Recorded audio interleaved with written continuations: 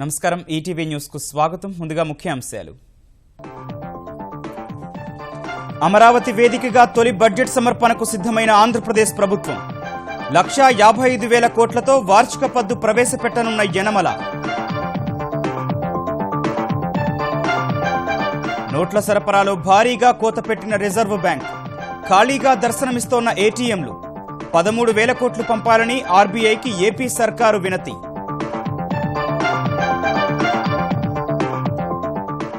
రద్దయిన నోట్లకు కొత్త నోట్లు ఇస్తామంటూ హైదరాబాద్లో మోసం. పోలీసుల అదుపులో 16 మంది. 1,20,00,000 రూపాయల పాత కరెన్సీ స్వాధీనం.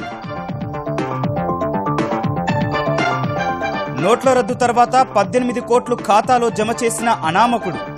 హైదరాబాద్లో అదుపులోకి తీసుకున్న ఐటీ అధికారులు. దర్యాప్తు ముమ్మరం.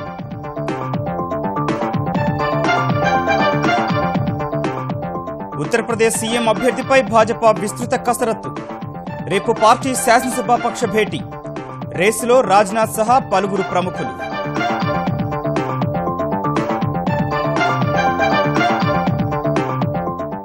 మణిపూర్లో నేడు కొలువుదీరనున్న తొలి భాజపా సర్కారు. మధ్యాహ్నం 1 గంటకు ముఖ్యమంత్రిగా బీరేన్ సింగ్ ప్రమాణ స్వీకారం.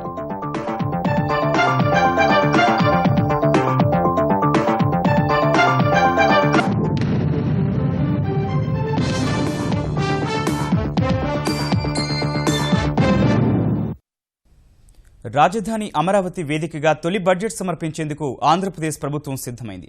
దాదాపు 1,55,000 కోట్ల రూపాయల వార్షిక పద్దును శాసనసభలో ఉదయం 10 గంటల 25 నిమిషాలకు ఆంధ్రప్రదేశ్ ఆర్థిక మంత్రి యనమల రామకృష్ణుడు ప్రవేశపెట్టనుండగా అదే సమయాన మండలిలో మంత్రి నారాయణ బడ్జెట్ సమర్పిస్తారు.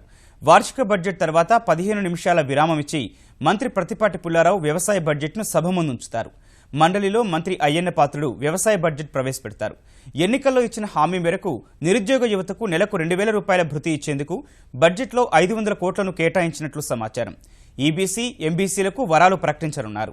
క్రైస్తవాస్తుల అన్యాక్రాంతం, క్రైస్తవులకు శ్మశాన వాటికలు, మితిమీరిన వేగం, రోడ్డు ప్రమాదాలు, తిరుపతి రూరల్ మండలంలో ప్రభుత్వ భూముల దురాక్రమణ, రైతులకు వ్యవసాయ రుణాలు, రాయలసీమలో పరిశ్రమల అంశాలపై శాసనసభలో చర్చ జరగనుంది.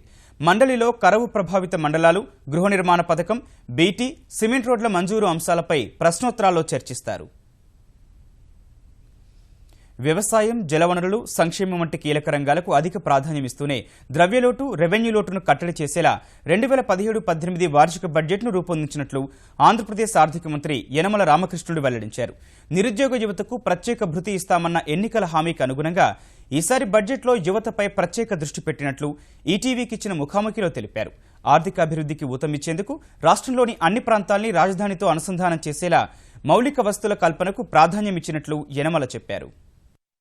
ఇరిగేషన్ కి సంబంధించినంత వరకు కొన్ని ప్రాజెక్ట్స్ కంప్లీట్ స్టేజ్కి వచ్చాయి. దానికి ప్రయారిటీ ఇస్తున్నాం. యూత్ పాలసీని బేస్ చేసుకుని యూత్ యొక్క వాళ్ళకి లైవ్లీహుడ్ కానీ, అదేవిధంగా వాళ్ళకి అలవెన్సెస్ కానీ, అదేవిధంగా వాళ్ళు ఏం చేయాలి సొసైటీకి అని కానీ ఇవన్నీ కూడా కొన్ని పెట్టుకుని చేయాలనేటువంటి ఉద్దేశంతో ఈ బడ్జెట్లో ప్రధానంగా యూత్కు ఫోకస్ ఇస్తున్నాం. తర్వాత ఇన్ఫ్రాస్ట్రక్చర్ ఎంచేతంటే ఇండస్ట్రియల్ ఇన్ఫ్రాస్ట్రక్చర్ కానీ, రోడ్ ఇన్ఫ్రాస్ట్రక్చర్ కానీ, రైల్వే ఇన్ఫ్రాస్ట్రక్చర్ కానీ, పోర్ట్ ఇన్ఫ్రాస్ట్రక్చర్ అని వీటిలన్నిటి కూడా టాప్ ప్రయారిటీ ఇస్తాం. ఈ రెండుకి ఫిస్కల్ డెఫిసిట్ కంట్రోల్లో పెట్టాలి. అదేవిధంగా రెవెన్యూ డెఫిసిట్ వీలైనంత వరకు కంట్రోల్లో పెట్టాలి. రెవెన్యూస్ కూడా పెంచుకోవాలనేది ఒకటి. సాగు, అనుబంధ రంగాల అభివృద్ధి లక్ష్యంగా 2017-18 ఆర్థిక సంవత్సరం కోసం దాదాపు 19,000 కోట్ల రూపాయల మేర ప్రత్యేక వ్యవసాయ బడ్జెట్ను రూపొందించినట్లు ఆంధ్రప్రదేశ్ వ్యవసాయ శాఖ మంత్రి ప్రత్తిపాటి పుల్లారావు వెల్లడించారు. రైతులకు సకాలంలో రుణాలు అందించడం సహా పంటకు మద్దతు ధర దక్కేలా చూసేందుకు మరిన్ని చర్యలు చేపట్టనున్నట్లు చెప్పారు. రైతులకు ప్రోత్సాహకరంగా ఉండేటువంటి దానికి, రైతులకు ఒక భరోసా ఇచ్చేటువంటి దానికి రైతు బడ్జెట్ 4వసారి చంద్రబాబు నాయుడు గారి ప్రభుత్వంలో ప్రవేశపెడతా ఉన్నాం. రాబోయేటువంటి రోజుల్లో ఒక పక్క కౌలు రైతుల్ని, ఒక పక్క వ్యవసాయం, ఉద్యాన పంటలు, లైవ్ స్టాక్ని వీటన్నిటికీ కూడా వ్యవసాయ అనుబంధ రంగాలు వృద్ధి రేటు సాధించేటువంటి దానికి కావాల్సినటువంటి ప్రోత్సాహకాన్ని ఈ వ్యవసాయ బడ్జెట్లో చంద్రబాబు నాయుడు గారి ప్రభుత్వం కల్పించబోతా ఉంది.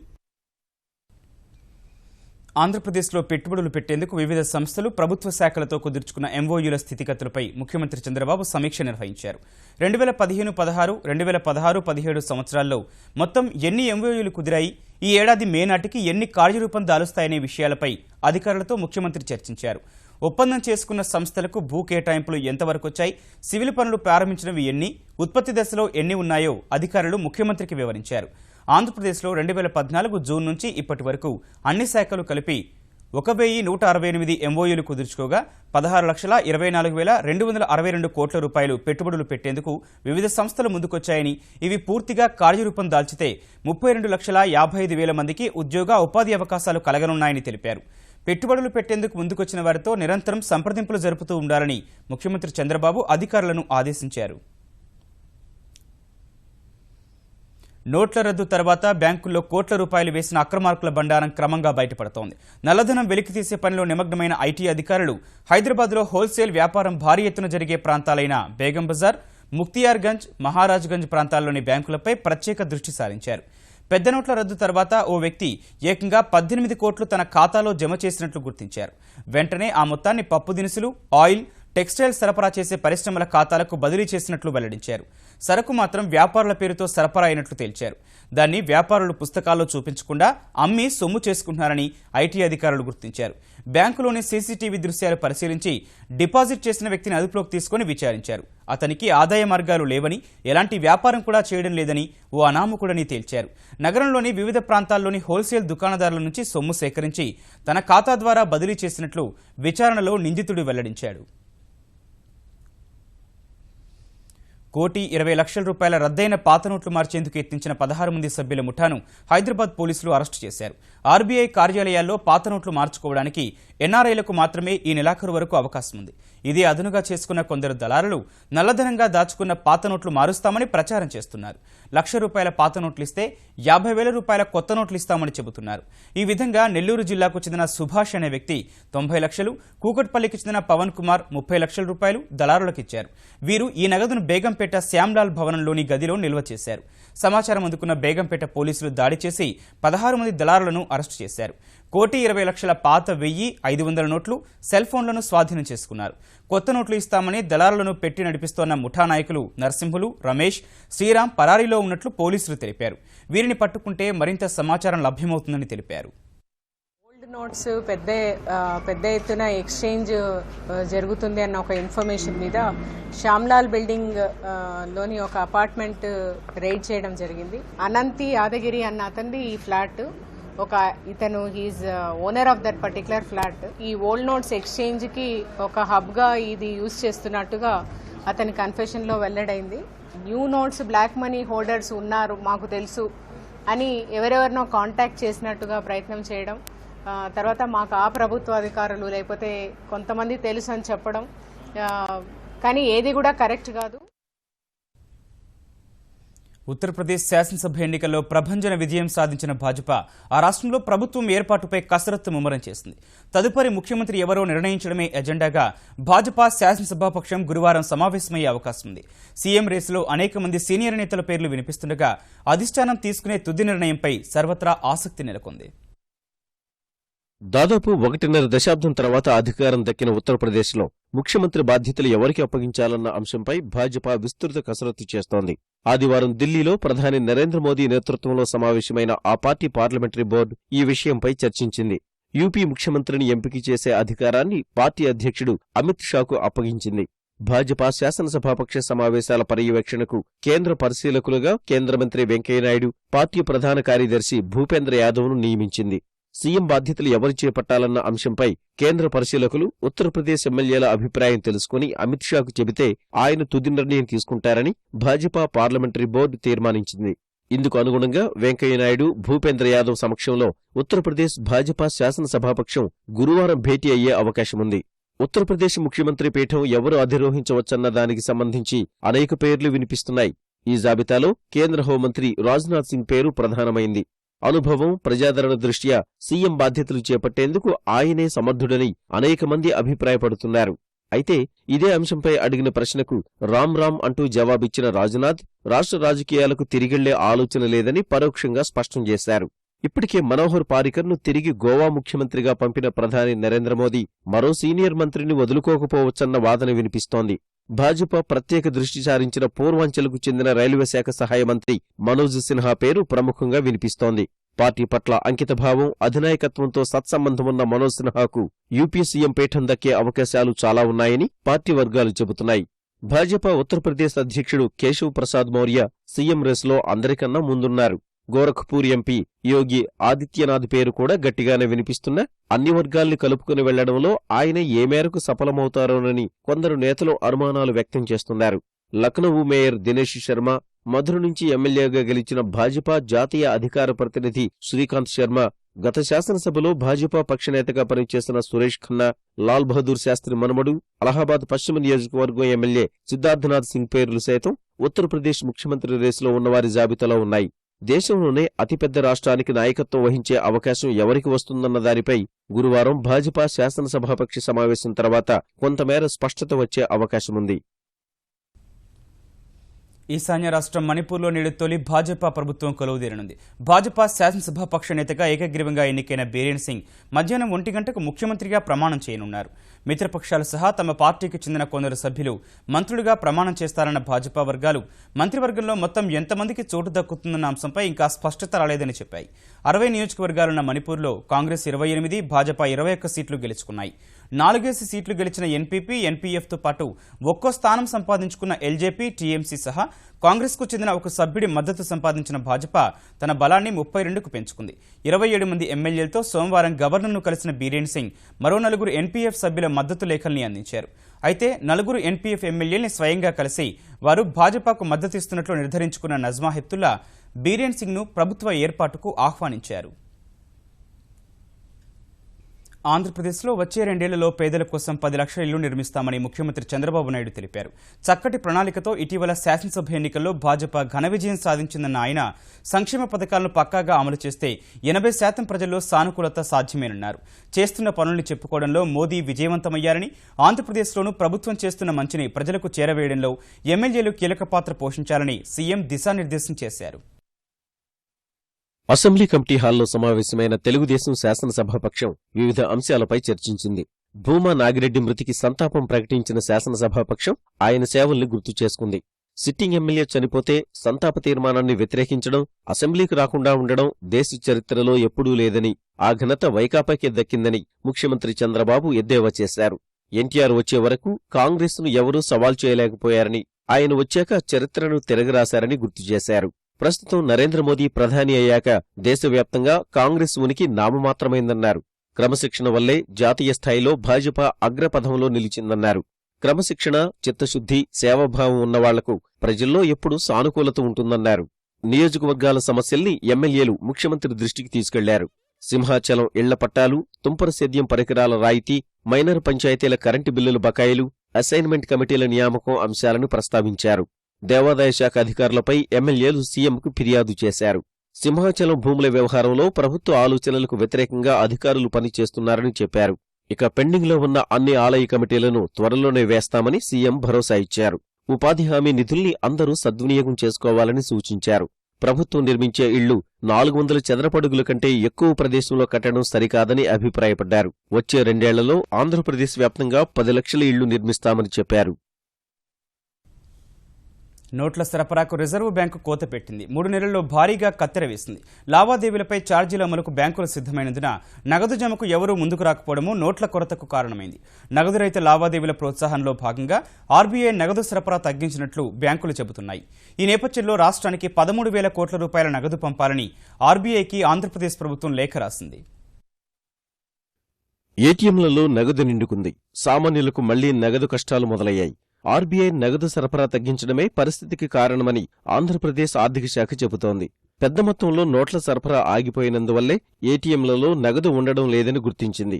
తెలుగు రాష్ట్రాల్లోనే కాకుండా దేశవ్యాప్తంగా ఇదే పరిస్థితి ఉన్నట్లు సమాచారం. నగదును బ్యాంకుల్లో జమ చేయకుండా ప్రజలు దగ్గర పెట్టుకోవడమూ నగదు కొరతకు కారణమైందని భావిస్తున్నారు. గతేడాది నవంబర్లో 1,500 రూపాయల నోట్లను కేంద్రం రద్దు చేసిన తర్వాత ప్రజలు నగదు కోసం తీవ్రంగా ఇబ్బందులు పడ్డారు. ఆ తర్వాత 2,500 రూపాయల కొత్త నోట్లు చెలామణిలోకి వచ్చినందున పరిస్థితి మెరుగుపడింది. పెద్ద నోట్లు రద్దు చేసిన నాటి నుంచి ఆంధ్రప్రదేశ్కు 39,000 కోట్ల రూపాయల్ని ఆర్బీఐ పంపింది. డిసెంబర్లో 17,513 కోట్ల రూపాయలు పంపిన రిజర్వు బ్యాంక్ మార్చిలో 628 కోట్లు మాత్రమే సరఫరా చేసింది. నగదు సరఫరాలో రిజర్వు బ్యాంకు దాదాపు 16,885 కోట్ల రూపాయల మేర కోత పెట్టినట్లు ఏపీ సర్కారు గుర్తించింది. ఇంత పెద్ద మొత్తంలో ఒక్కసారిగా నోట్ల సరఫరా ఆగిపోవడంతో ఎక్కువ ఏటీఎంల్లో నగదు లభ్యత లేకుండా పోయింది. డిజిటల్ లావాదేవీలు పెరిగాయని ఆర్బీఐ భావించినందునే నగదు సరఫరాలో కోత పెట్టినట్లు ఆర్థిక శాఖ అధికారులు చెబుతున్నారు. ఆంధ్రప్రదేశ్లో మొత్తం 206 నగదు భాండాగారాలున్నాయి. వాటికి ఆర్బీఐ నుంచి ఇప్పటివరకు వచ్చిన నగదు వివరాలను రాష్ట్ర ప్రభుత్వం సేకరించింది.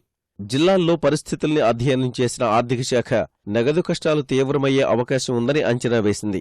ఆంధ్రప్రదేశ్కు 13,000 కోట్ల రూపాయలు పంపాలని ఆర్బీఐని కోరింది. నగదు సరఫరా తగ్గించడంపై అసంతృప్తి వ్యక్తం చేసింది.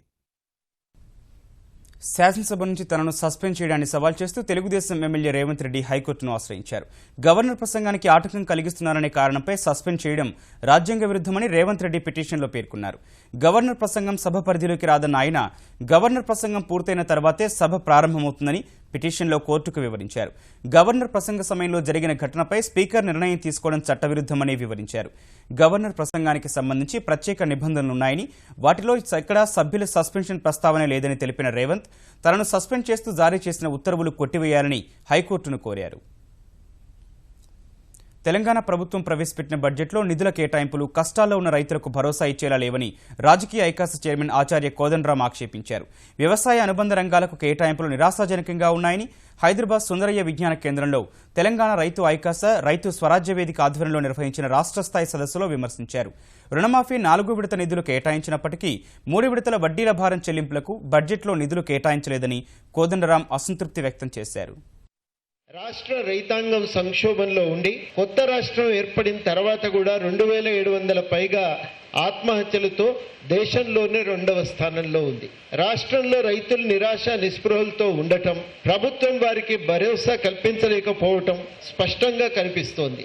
రైతులకు అందవలసిన అన్ని మద్దతు వ్యవస్థలు, వాటికి సంబంధించిన పరిపాలన మెరుగ్గా పనిచేస్తాయని 3 సంవత్సరాల నుంచి కోరుకుంటున్న గ్రామీణ ప్రజలు నిరుత్సాహం చెంది ఉన్నారు. తెలంగాణ ముఖ్యమంత్రి కేసీఆర్ ప్రభుత్వ నిధులతో మొక్కులు తీర్చడాన్ని సవాల్ చేస్తూ దాఖలైన ప్రజా ప్రయోజన వ్యాజ్యంపై హైకోర్టు స్పందించింది. ఈ అభ్యంతరాలపై 4 వారాల్లో వివరణ ఇవ్వాలని ప్రభుత్వానికి నోటీసులు జారీ చేసింది. ఈ మేరకు హన్మకొండ భద్రకాళి, వీరభద్రస్వామి, తిరుమల శ్రీనివాసులు, తిరుచానూరు పద్మావతి, విజయవాడ కనకదుర్గమ్మ వార్లకు కోట్ల రూపాయల విలువైన నగలను మొక్కు కింద సమర్పించారని, ఈ నగలు కామన్ గుడ్ ఫండ్ నుంచి కొనుగోలు చేయడం చట్టవిరుద్ధమని రచయిత కంచె ఐలయ్య, జి రాములు దాఖలు చేసిన ప్రజా ప్రయోజన వ్యాజ్యంపై కోర్టు నోటీసులు జారీ చేసింది. కామన్ గుడ్ ఫండ్ను దేవాలయాల అభివృద్ధి కోసమే వాడాలని పేర్కొన్న పిటిషనర్లు ప్రభుత్వ నిర్ణయాలను చట్టవిరుద్ధంగా ప్రకటించి జీవో 22-23 కొట్టివేయాలని కోరారు. ఈ వాదనలను పరిగణలోకి తీసుకున్న కోర్టు తెలంగాణ ప్రభుత్వ ప్రధాన కార్యదర్శి, దేవాదాయ శాఖ కార్యదర్శులకు నోటీసులు జారీ చేసి 4 వారాల్లో వివరణ ఇవ్వాలని ఆదేశించింది. విజయవాడ ఇంద్రకీలాద్రిపై అమ్మవారికి భారీ విరాళాలు సమర్పించే భక్తుల కోసం ప్రత్యేక గుర్తింపు కార్డులు ఇవ్వాలని అధికారులు నిర్ణయించారు.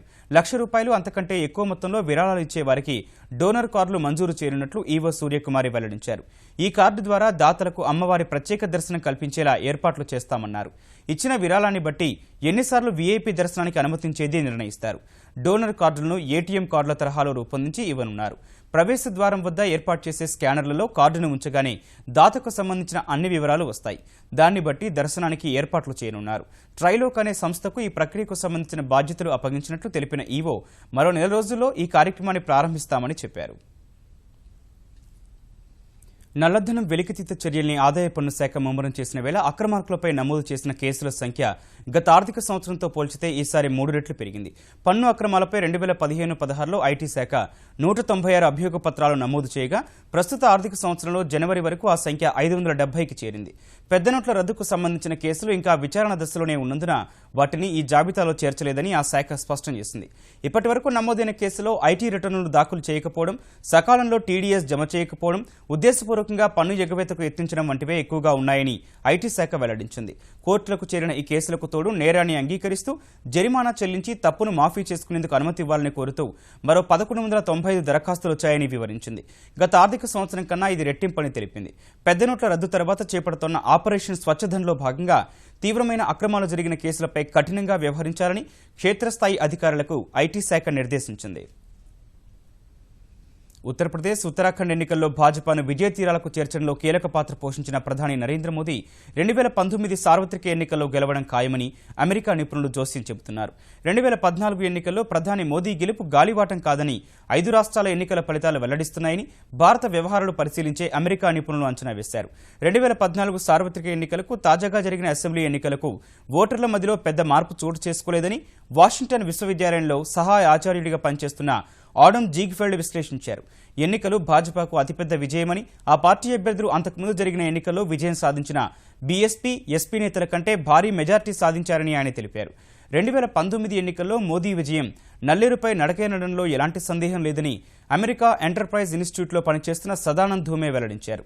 2019లో భాజపా అతిపెద్ద పార్టీగా అవతరించినా సొంతంగా మెజార్టీ సాధించడం కష్టమని, మోదీ సంకీర్ణ ప్రభుత్వమే ఏర్పాటు చేసే అవకాశం ఉందని జార్జ్ టౌన్ విశ్వవిద్యాలయం ఆచార్యుడు ఇర్ఫాన్ నూరుద్దీన్ అంచనా వేశారు. ప్రతిపక్షాలు ఏకమైతే మాత్రం భాజపాకు కష్టాలు తప్పవని ఆయన అభిప్రాయపడ్డారు. 5 రాష్ట్రాల ఎన్నికల ఫలితాల నేపథ్యంలో కాంగ్రెస్ పార్టీలో సంస్థాగత మార్పులు చేస్తామని ఆ పార్టీ ఉపాధ్యక్షుడు రాహుల్ గాంధీ తెలిపారు. గోవా, మణిపూర్లో అధికారం కోసం భారతీయ జనతా పార్టీ ధనబలాన్ని ఉపయోగించిందని విమర్శించారు. We are in the opposition and you have ups and downs. So we had a little down in UP, which is fine, we accept it. But we have an ideological fight with the BJP and we will continue to do that. The BJP has done in Manipur and it has done in Goa is basically the ideology of the BJP and that is what we are fighting. Pak నిర్వహించిన 2020 లీగ్లో spot fixing ఆరోపణలు ఎదుర్కొంటున్న fast bowler Mohammad ఇర్ఫాన్ను Pakistan cricket board PCB suspend చేసింది. అత్యంత పొడవైన బౌలర్గా గుర్తింపు తెచ్చుకున్న ఇర్ఫాన్పై విచారణ జరుగుతోందన్న పీసీబీ తమ అవినీతి నిరోధక నిబంధన మేరకు సస్పెండ్ చేస్తున్నట్లు ప్రకటించింది.